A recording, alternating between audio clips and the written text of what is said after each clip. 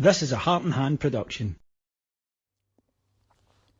Hello everyone, my name's David Edgar. I'm the host of Heart and Hand, the Rangers podcast, and I'm joining you tonight after Rangers defeated Hibs by 1-0 at Easter Road. Danilo's early goal being the difference maker, although we were in debt to Jack Butland for a penalty save with just 4 minutes left on the clock. And while this game was by no means a classic, it's maybe exactly what we needed to go to a good side, a team who have been playing very well and haven't lost at home in over a year.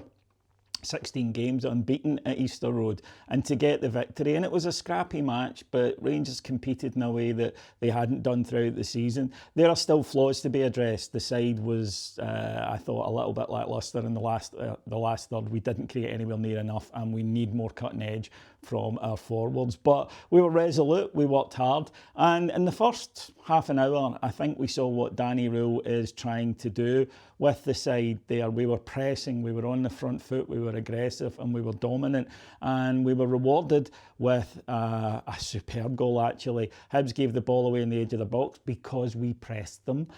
It's not rocket science, and yet so many recent Rangers managers have failed to understand that Scottish teams don't like when you press them high up.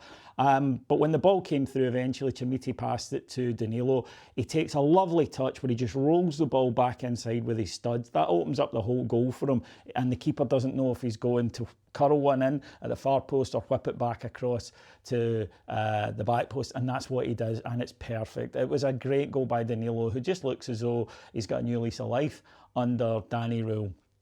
And in that opening half an hour, Rangers were great. As I say, we were pressing, we were moving the ball about, we were getting into dangerous positions. Mikey Moore, who looks much better when he's in that central role than he did when he was out wide.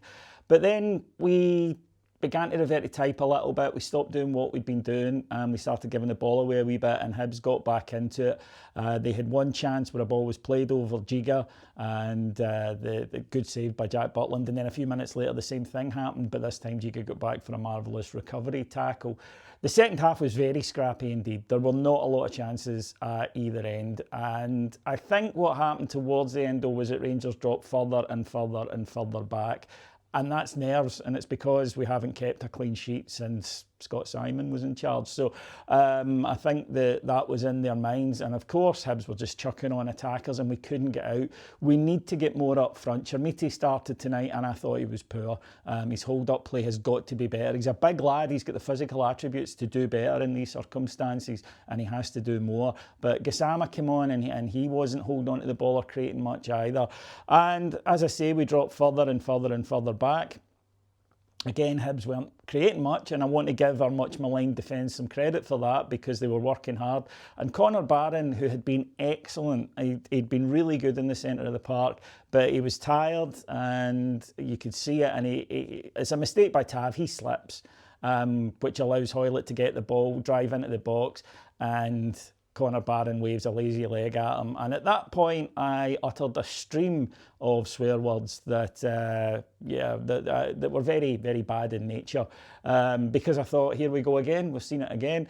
But Jamie McGrath, who apparently had missed a penalty against Jack Butland a year ago for Aberdeen, did the same this time, stepped up, put it low into the corner. Jack Butland read it and made a huge stop. And it is a massive stop.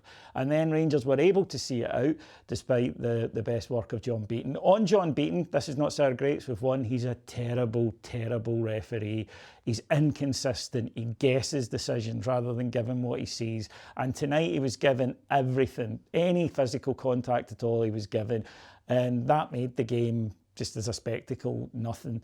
And referees shouldn't be the centre of attention, but that's something that a lot of Scottish referees can't get their head round.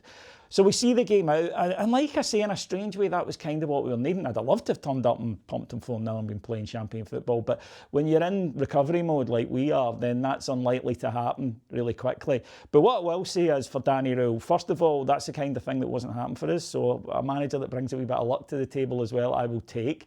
But I think just the fact that you can see already what he wants his Rangers team to look like And it's going to take time and work, but you can at least see it. Russell Martin was here 3 months and we never saw it. We never saw anything close to what it was supposed to resemble. We already have with Danny Rule. And we still know it's not a great squad. We are aware of that, and we'll need reinforcements in January. But he's doing what he can. He's doing what he can, and he couldn't have done much better. And certainly, last Friday, I just felt so flat after that pathetic display with no fight, no energy, no hard work over in Norway. So the two performances we've had since have been heartening. But like I say, we're still in recovery mode, but we go into the semi-final in a much better place than we were, as I say, this time last week. So fair play to Danny Rule for that. And yeah, I'll speak to you on Sunday after we take on that lot. And hopefully Danny can work his magic there again. And if he does that, then I'll be changing the names of my dogs to Danny, I think, quite frankly, all of them. So thank you very much for listening to me. There's a lot more coverage over on Heart and Hand on Patreon. Go to patreon.com/Heart and Hand. And I'll speak to you on Sunday. Have a great weekend, everyone. Bye-bye.